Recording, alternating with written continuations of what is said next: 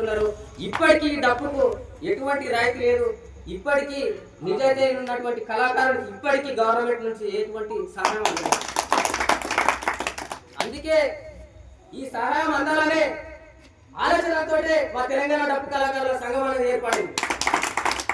ఇప్పటికైనా ఈ సంఘంతో మేము పోరాడి ప్రభుత్వాల నుంచి ఎన్ని సంవత్సరాల నుంచి అయితే సేవ చేసినామో ఇప్పటికైనా మాకు కావాల్సినటువంటివి మేము ఏర్పరచుకోవాలి. కాబట్టి మేము అందరినీ ఏకం చేసి మా కళాకారులను కలుపుకొని ఈ కమిటీలు వేసుకోవడం జరిగింది. ఎంతోమంది ఒక వారం రోజులు పనిచేసే దాదాపు ఒక 3 రోజులు సంఘం పని చేస్తున్నటువంటి మా అన్నలకు వాళ్ళందరికీ మరొకసారి డప్పు కళాకారుల సంఘం వర్ధిల్లాలి, డప్పు కళాకారుల సంఘం. నేను ఒక మాట చెప్పాలనుకుంటున్నా. ఎంత ఉన్నటువంటి వ్యక్తి అయినా సరే, ఊటకు గతి లేనటువంటి పూరి గుడిసెలు ఉన్నటువంటి వ్యక్తి అయినా సరే, ఎంత పెద్ద పండుగ చేసినా సరే ఆడ ఒకటే అదే డప్పు కొడతాం. ఊటకు గతి లేని వ్యక్తి అయినా సరే ఏ సందర్భం ఉంటే అదే డప్పు కొట్టేటటువంటి వాడు కళాకారుడు అనేటువంటి ఎన్ని కడుపులో బాధలు ఉన్నా సరే అక్కడ ఉన్నటువంటి ఆయన బాధలు కనిపించకుండా అక్కడ ఉన్నటువంటి అందరిని ఉరుతొలగించడానికి సాయ శక్తుల కష్టపడి మా డప్పు కొడుతున్నటువంటి అన్నలకు మళ్ళొకసారి కళాకారులు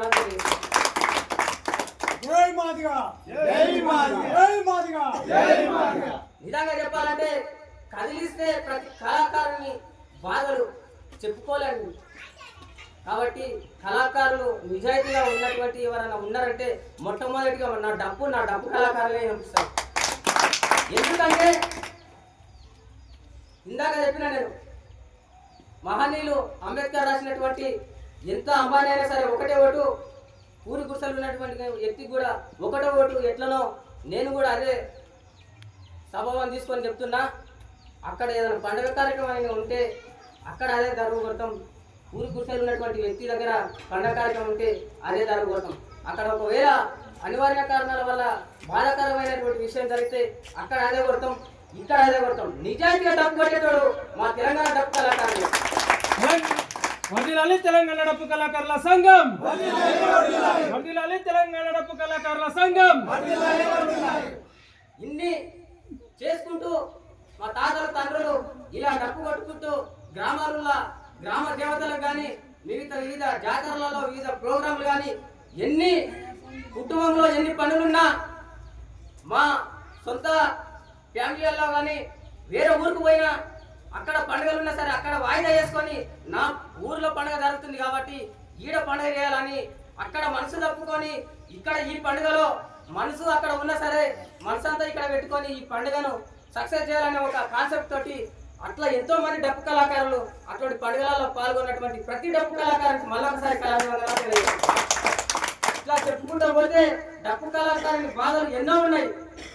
కాబట్టి ఇప్పటికైనా ప్రభుత్వాలు మా డప్పు కళాకారుల పైన చిన్న చూపు చూడకుండా ఇప్పటికైనా ప్రభుత్వాల నుంచి మా డప్పు కళాకారులకు నిజాయితీగా భూమి లేనటువంటి వ్యక్తులకు కనీసం 3 ఎకరాలు లేకుండా ఎకరైనా భూమి ఇవ్వాలని కోరుకుంటున్నా. మేము పని చేస్తే కానీ పూటగడానికి పరిస్థితులు మా డప్పు కళాకారులే కాబట్టి ఇప్పటికైనా మా డప్పు కళాకారులకు ఎంతుకాడలు ఇస్తే మా బిడ్డలకు మా తల్లులకు మా తండ్రులకు చూపించుకోవడానికి అవకాశం ఉంటుందని కోరుకుంటున్నాం. ఇప్పటికైనా మా డప్పు కళాకారులు గ్రామాలలో డప్పులు కొట్టి వయసు మీద పడి చివరికి డప్పు కొట్టుకుంటేనే చనిపోతున్నారు. కానీ వాళ్ళకి ఎప్పుడో ఓల్డేజ్ పింఛన్ కాకుండా నిజంగా డప్పు కొట్టుకుంటున్నటువంటి వ్యక్తులను ప్రభుత్వమే సర్వే చేసి 45 సంవత్సరాలు నిండినటువంటి ప్రతి డప్పు కళాకారునికి 3000 రూపాయల పింఛన్ ఇవ్వాలని జై హో నా జాతి కళాకారుల మాదిగలకు, జై హో నా జాతి మాదిగ కళాకారుల సంఘానికి. ఇలా చెప్పుకుంటూ పోతే డప్పు కళాకారుల బాధలు ఎన్నో ఉన్నాయి. ఇప్పటికైనా ఈ ప్రభుత్వాలు మా డప్పు కళాకారులను తెలంగాణ డప్పు కళాకారులను గుర్తించి మా డప్పు కళాకారులకు ఓల్డేజ్ పింఛన్ కాకుండా సర్వే చేసి నిజమైనటువంటి డప్పు కళాకారులను ఇప్పుడు ఏ విధంగా అయితే గీత కార్మికులను గుర్తించిందో ఆ విధంగానే మా గ్రామాలలో డప్పు కళాకారులను గుర్తించాలని నేను ఏ విధంగా అయితే మన శాఖ లైనాలకు ఇస్త్రీపేటలు కానీ మిగతా కార్యక్రమాలకు ఏ విధంగా అయితే రాయితీలు ఇస్తున్నారో మా డప్పు కళాకారులకు కూడా రాయితీ ఇవ్వాలని నేను కోరుకుంటున్నా. ఇప్పటికైనా మా డప్పు కళాకారులను ఇప్పటికైనా ప్రభుత్వాలు గుర్తించాలని మళ్ళొకసారి మా కళాకారులు అందరి తరఫున మళ్ళొకసారి సీరియస్ వచ్చి మళ్ళొకసారి కోరుకుంటున్నాను. కాబట్టి సమాజంలో సేవ చేసుకుంటా పోతుంది. ఏ కార్యక్రమాలు అయినా సరే డప్పు ముందుంది, ఫలితంలో ఎంత ఉంది నా డప్పు. చాలా బాధపడుతున్నాను నేను. ఎందుకంటే ప్రతి కార్యక్రమంలో నా డప్పు ముందు నడుస్తుంది. ఉదాహరణకు రాజకీయ నాయకుడు రావాలన్నా నా డప్పే ముందుంది, స్వాగతం పలుకుతుంది. కాబట్టి ఇప్పటికైనా నాయకులు మా డప్పును గుర్తించాలని కోరుకుంటున్నాను. ప్రతి మంత్రికి ప్రతి ఎమ్మెల్యేకు కలిసినాం, వాళ్ళకి ఇంత టైం ఇచ్చినాం.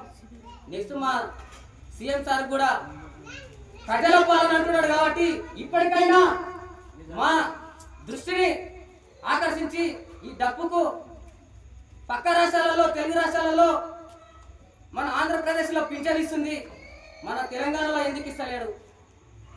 మన పాట ప్రాణం పోసినటువంటి మా డప్పుకు ఇప్పటికీ ఆదరణ లేక, ఆ ఆదరణ లేనటువంటి డప్పును మేము ఇప్పుడిప్పుడు మళ్ళా ఒక తెలంగాణ డప్పు కళాకారుల సంఘాన్ని ఏర్పాటు చేసుకొని మా అన్నలకు మళ్ళా ఉత్సాహం తీసుకొచ్చి ప్రతి ఒక్క వ్యక్తికి ఈ డప్పు కొట్టాలంటేనే భయపడుతున్నటువంటి మా అన్నలకు ప్రత్యేకంగా మళ్ళా మా సంఘం నుంచి 3 రోజులు ట్రైనింగ్ పెట్టి ట్రైనింగ్లు ఇస్తున్నాం.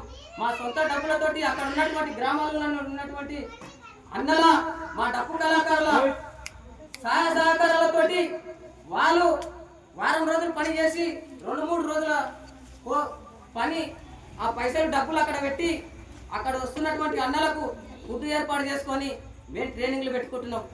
నిజాయితీగా ఇంకా ఎక్కడ పోకుండా మేము మా డప్పును, మా కళను మేము కాపాడుతున్నాం. కానీ మా కళకి ఇంకా గుర్తింపు రాకపోవడం నిజంగా మా డప్పు కళాకారులు అందరం చాలా బాధపడుతున్నాం.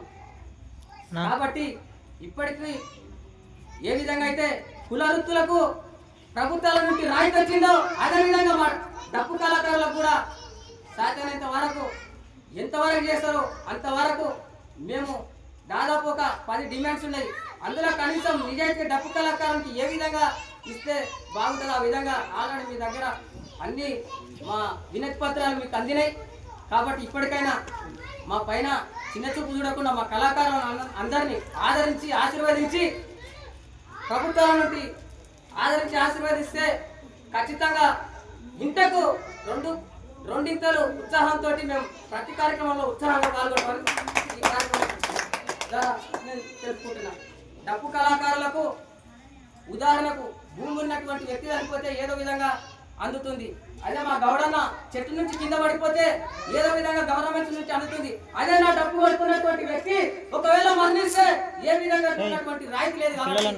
ఖచ్చితంగా గవర్నమెంట్ నుంచి డప్పు కళాకారులను గుర్తించి అనుకోని సంఘటనలో ఒకవేళ మరణిస్తే కూడా ప్రభుత్వాల నుంచి ఆదుకోవాలని మళ్ళొకసారి సీరియస్ వచ్చి కళాకారుల తరఫున కోరుకుంటున్నాం.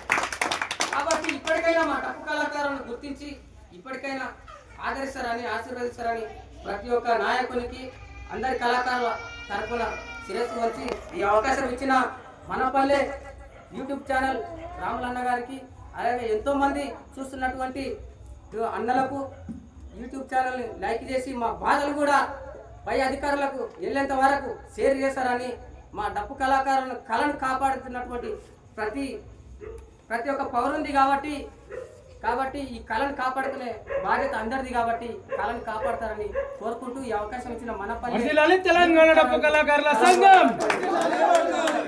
తెలంగాణ డప్పు కళాకారుల సంఘం, డప్పు కళాకారుల సంఘం. ఇంతవరకు మన తెలంగాణ డప్పు కళాకారుల రాష్ట్ర అధ్యక్షుడు మైబాన మాట్లాడిన దాంట్లో చాలా సత్యమైన మాటలు ఉన్నాయి. ఎందుకోసరికంటే మన తాతలు ముత్తాతలు ఇంతమందికి మనకు చెప్పులు ఒకటి వృత్తి ఉండేది. ఆ చెప్పులు దాటిపోయినాయి. చెప్పులు వేరే పెద్ద దళ్ళ చేతి కింద పోయినాయి కనుక డప్పు ఒకటే ఉంది కనుక ఆ డప్పు గురించి మన మైపాన రాష్ట్ర అధ్యక్షుడు మన మైపాన చెప్పిండు. అదేవిధంగా మన రాష్ట్ర ప్రధాన కార్యదర్శి గడ్డ బాలను కూడా చెప్పవలసిందిగా కోరుతున్నాం.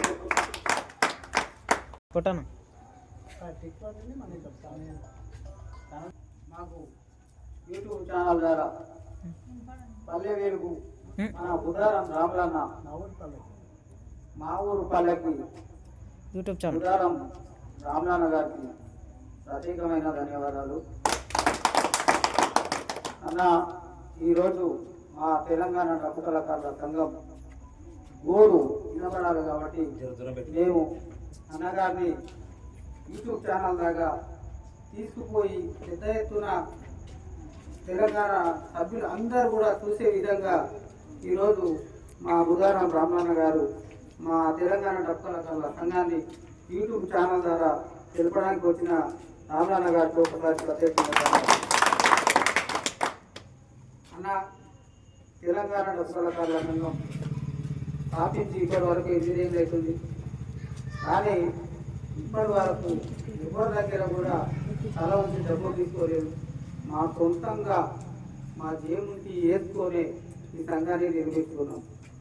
దీనికి మా సంఘం సభ్యులైనటువంటి మిత్రులు ప్రతి ఒక్కరు కూడా ఏ విషయం చెప్పినా ఖచ్చితంగా మా సహకరించి పనిచేసినందుకు మా సంఘ సభ్యులందరికీ ప్రతి ఒక్కరికి తెలంగాణ డప్పు కళాకారుల సంఘం నుంచి ప్రత్యేకమైన ధన్యవాదాలు చెప్తున్నాను.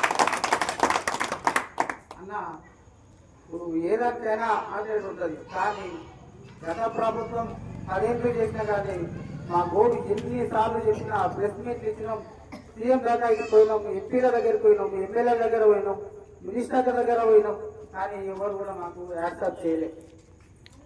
ఇప్పుడు ఈ ప్రభుత్వం ద్వారా నాన్న మాకు ఏమన్నా లబ్ధి పొందితే బాగుంటుందని మొన్న ఈ శాఖ మంత్రివర్యులు యూపల్లి కృష్ణారావు గారికి కూడా ఇవ్వడం జరిగింది. మా స్థానిక ఎమ్మెల్యే గారు జిఎంఆర్ గారు మధుసూదన్ రెడ్డి గారు కూడా ఇవ్వడం జరిగింది. అలాగా ఒక్కరొక్కరికి అనకుండా మా తెలంగాణ ఉమ్మడి మామనాడు తెలంగాణలో ఉన్న ప్రజెంట్ ఎమ్మెల్యేలకు అందరికీ కూడా మా విన్నపత్రం ఇచ్చినాం. మా సంఘం ఒక డిమాండ్లు చెప్పినాం. అయ్యా మేము కొన్నేళ్ళ నుంచి డబ్బు కొడుతున్నాము, మాకున్నది 2 ఒకటి డబ్బు ఒకటి చెప్పు, కానీ చెప్పు పోయింది డబ్బు ఒక్కటే ఉంది. మా బాధలు ఇప్పుడన్నా అర్థం చేసుకోండి. మా తాతగారు ఎప్పటి నుంచో కళ్ళు కొట్టిర్రు, మాన కొట్టిర్రు, పొలం ఇష్టమంటే కొట్టిర్రు, కానీ ఆ పొలాలు మొత్తం లాక్కున్నారు. ఇప్పుడు మా తండ్రులు కొట్టిర్రు, వాళ్ళకు కూడా ఏది ఇయ్యలేదు. ఇప్పుడు మేము కొడుతున్నాం, మా కాలం కొడుతుంది, మాకు తినడానికి తిండి కూడా లేదు.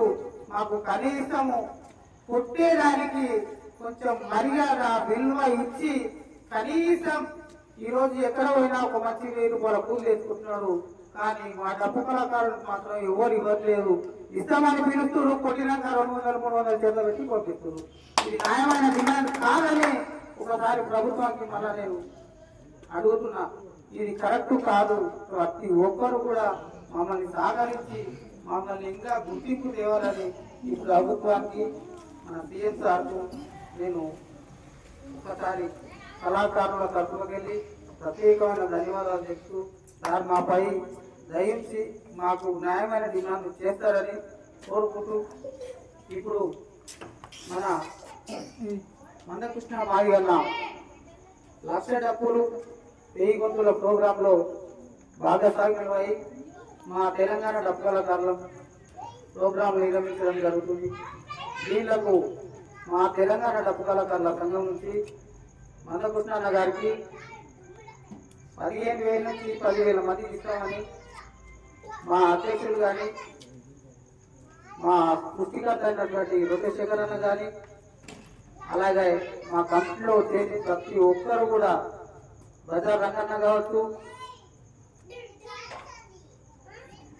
వెంకటేష్ అన్న కావచ్చు, మా జిల్లా ఉమ్మడి జిల్లా అధ్యక్షులు సీనన్న కావచ్చు, జిల్లా కొండన్న కావచ్చు, ఇక్కడ వచ్చిన ఇంకా పెద్దలు కూడా ఉన్నారు. దాంట్లో మా రాష్ట్ర ఉపాధ్యక్షుడు చెన్నయ్య కావచ్చు.